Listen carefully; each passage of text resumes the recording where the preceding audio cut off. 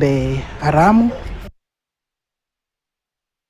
For decades, crossing the Nairobi River has been a dangerous ordeal for residents of Mwalimu Farm and Gikumari villages in Ruiru, Kiambu County. The river, heavily polluted with raw sewage and hazardous industrial waste from nearby factories, poses severe health and safety risks.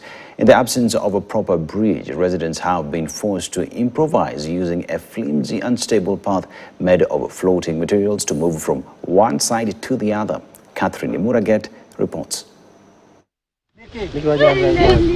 This is Nairobi River, a river like no other, dangerous, polluted, and unforgiving, filled with deadly water animals, and heavily polluted with raw sewage and hazardous industrial waste.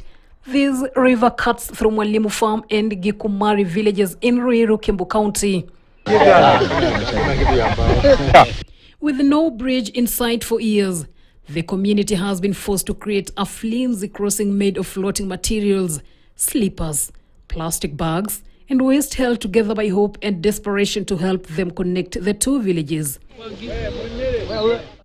Residents cautiously stepped onto the floating path, gripping a rope tied on both sides of the river.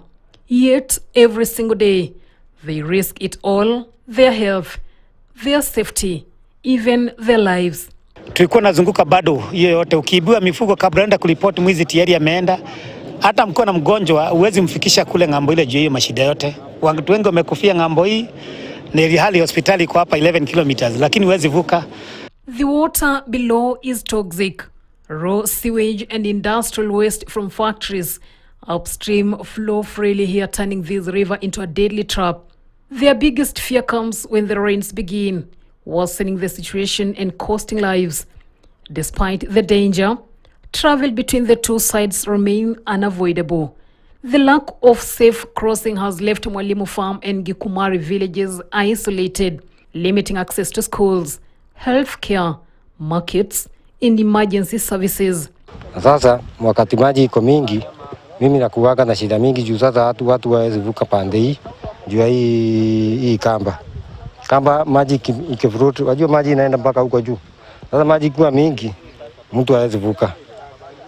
But at least now there is hope after the government responded to the long-standing crisis with the plans underway to construct a modern bridge across the river. Once completed, the bridge is expected to end years of suffering, providing a safe, a reliable way to cross without fear of polluted water, dangerous animals, or deadly delays. Ningeomba hii ijengwe haraka ndio tusije tukapata maafa katika eneo hili vile mvua iko karibu kunyesha. For the people of Mwalimu Farm and Gikumari, this bridge is more than infrastructure. It is a lifeline, a promise of dignity, safety, and a better future. Ktnnews, KTN.